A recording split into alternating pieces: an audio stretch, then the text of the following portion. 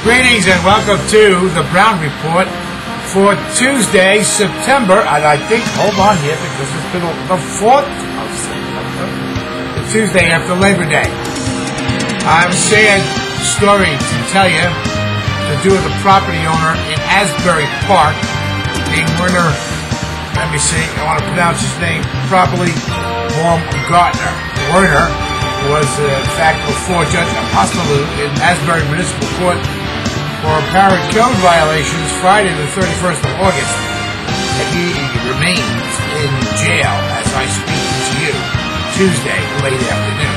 I'll be back with more on this right after this short break. Please, don't go away.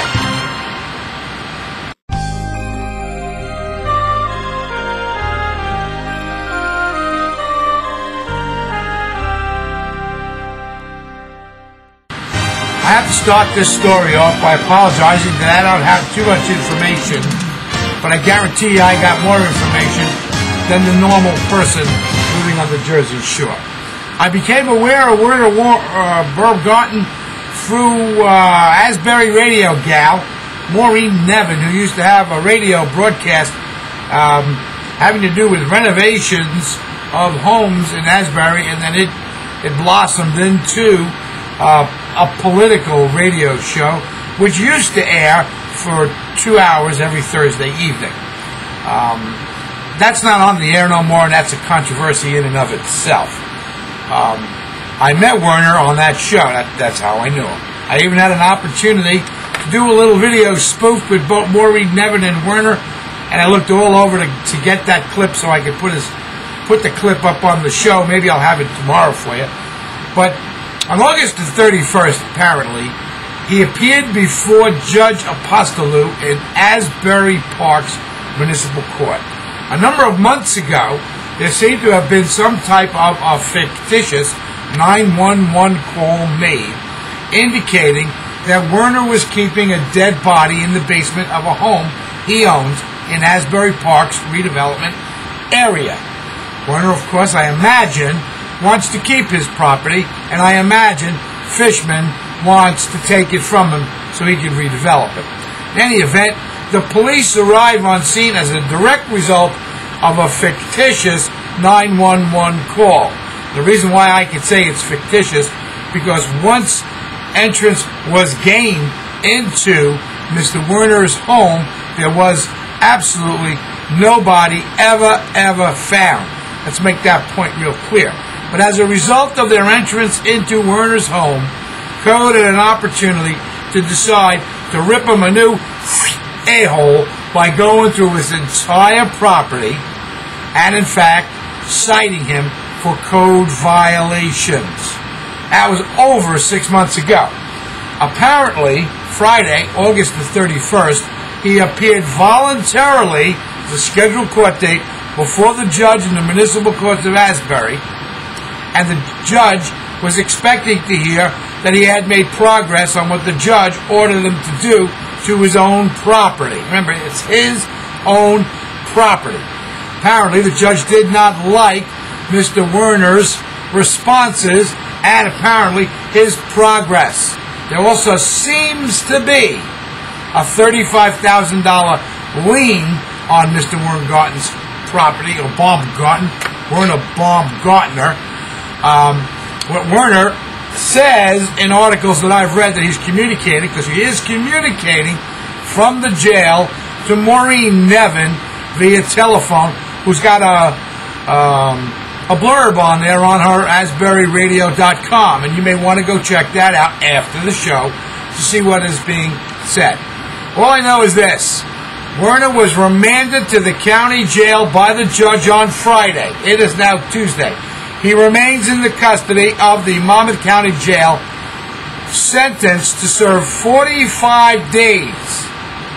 I called the jail myself after speaking to the Asbury Park Press reporter who is working up the story on this to affirm that there was no attachment to a sentence for a fine or bail for him to be released.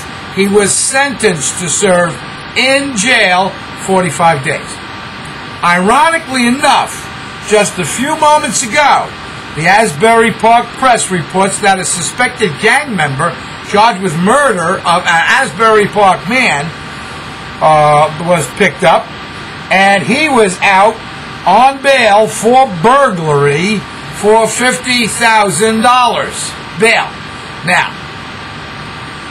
you're going to take burglars and murderers, you're going to incarcerate them, put them in the custody of the Monmouth County Jail, but you're going to afford them an opportunity to be bailed out. Gang members who do violence, but yet you're going to take a property owner. I don't care what's wrong with Werner's house. It's not on fire, nor did it fall down on anybody.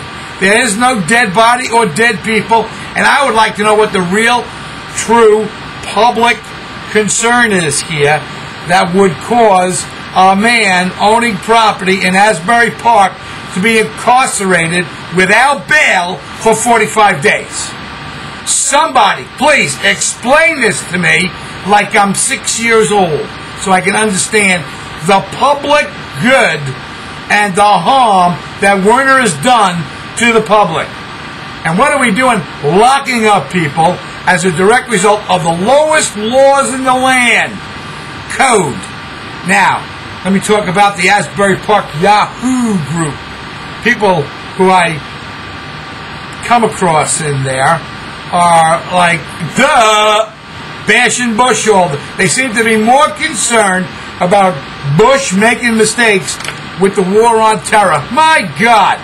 War on terror? Show me someone who fully understands it and knows how to fight it so that we don't have any mistakes. Well, my point with this matter is simple. You, down in Asbury Park, you want to worry about Baghdad while Werner's in jail? Shame on you, good sirs. Shame on you. This was Brown. This was a short special report on Werner Baumgarten's incarceration. I'll also say this. I've been so touched by the situation. I fight for civil liberties for people. I called our attorneys of the Lighthouse Mission, and I asked him to get involved with contacting the court and the judge to see how we can get this toward the appropriate remediation of whatever may be the infraction of property owned by Mr. Baumgartner, and to find out what this $35,000 lien is. This is an old tack. You lock up a property owner long enough for them to fall behind so they lose their properties so the city can take them with liens and hand them over to the developer. Shame, shame on you, Asbury Park. Shame, shame, shame. That's all I got to say. You want to email me? Fine. Mailbag@electricnews.com. Those emails are screened. I will get the ones that are important enough to deal with on the show. And yes, I'll be back on the air tomorrow. God bless you all.